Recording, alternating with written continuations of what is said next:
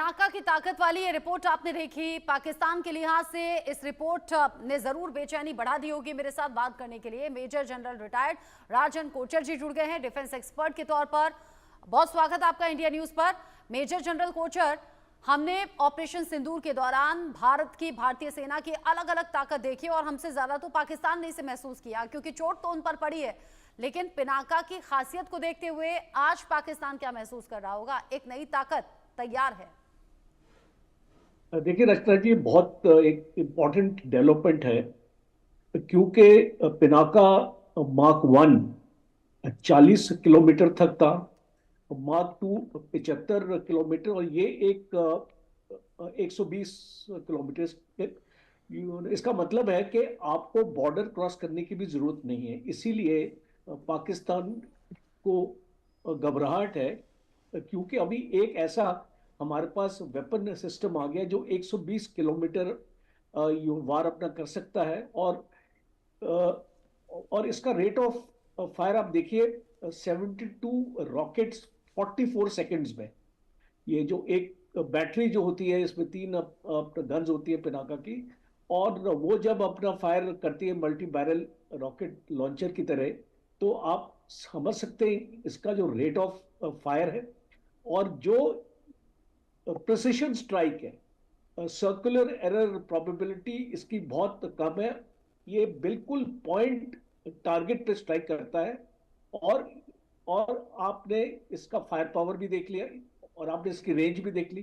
तो ये एक डीप स्ट्राइक कैपेबिलिटी भारत की रॉकेट आर्टिलरी को अभी मिल गई है। और जब हम ब्रह्मोस की बात करते हैं कि वो 300 किलोमीटर तक जा सकता है, तो अभी हमारे पास एक और हथियार आ चुका है। और अगर हमको 300 किलोमीटर तक नहीं जाना है और अगर हमको टारगेट्स को 120 किलोमीटर की रेंज में हमको लेना है, तो हमको ब्रह्मोस इस्तेमाल करने की भी जरूरत नहीं है, क्योंकि ये रॉकेट के आने से हमको एक क्षमता मिलती है। और खास तौर पे ये डीआरडीओ और Larsen and Toubro and Tata advance system, तो कोई भी इसमें आपका इंपोर्टेड आइटम नहीं लगा हुआ, ये इंडिजिनस है।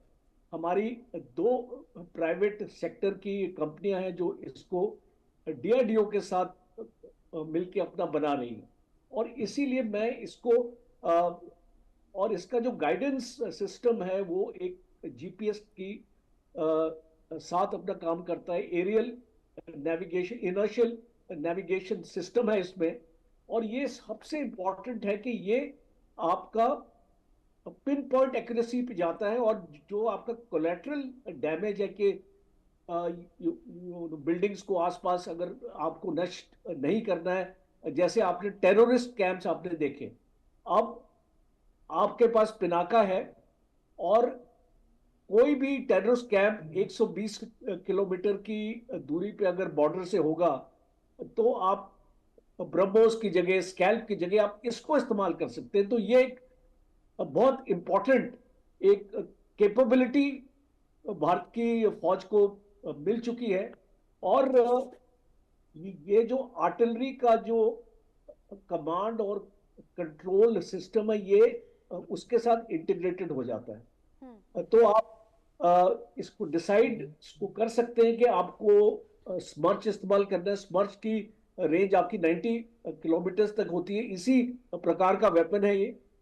आपको स्मर्च आपको इस्तेमाल करना है या आपको पिनाका इस्तेमाल करना है, और आपके पास मार्क वन और मार्क टू भी है।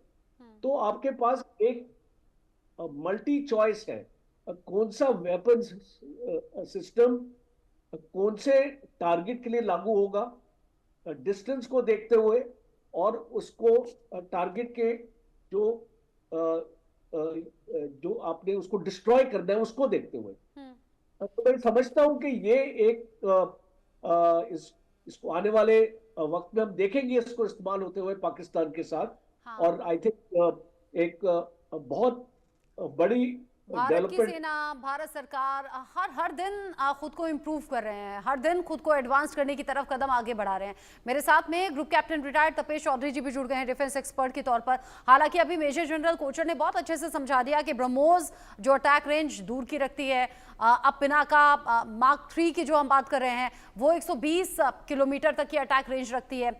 किसी भी तरह से युद्ध की स्थिति में अगर सामने वाले दुश्मन तक वार करना है तो ये अलग अलग हथियार किस तरीके से इस्तेमाल करने के लिए सेना के लिहाज से मायने रखते हैं और कैसे टारगेट को ध्वस्त कर सकते हैं, थोड़ा सा और अगर आप एक्सप्लेन कर सकें तपेश चौधरी जी। जी, तो पहले तो आत्मनिर्भर भारत जिसकी बात आजकल हम सब लोग कर रहे हैं आफ्टर ऑपरेशन सिंदूर, ये एक उसकी बहुत बड़ी पहचान है। क्योंकि जिन वेपन्स ने बहुत अच्छा किया उसमें से पिनाका एक हमारा सॉलिड वेपन है। जनरल कोचर ने सारी इसकी खूबियां बता दी। इसकी जो मेन खूबी है उसमें मैं एक चीज ऐड करना चाहता हूँ। वॉर में या किसी भी ऑपरेशन में क्विक मोबिलिटी और क्विक डिप्लॉयमेंट, यानी कि जितने कम समय में आप उसको मोबिलिटी कर सको एक प्लेस से दूसरी जगह पे और वहां डिप्लॉय कर सको ऑपरेशनल उसकी कैरेक्टरिस्टिक्स के साथ में, रेडी टू फायर में। तो पिनाका टाटा ट्रक के ऊपर माउंटेड होती है, जिसमें एक ट्रक में 12 बेसिकली बैरल लॉन्चर हैं ये, और उसके साथ में इसका लोडिंग व्हीकल और वो भी होता है। तो एक तो पहली बात ये है कि किसी भी इक्विपमेंट को मूव करने के लिए, चाहे वो रडार हो, मिसाइल सिस्टम हो, there is a preparation time. इसका जो प्रिपरेशन टाइम है वो बहुत कम है।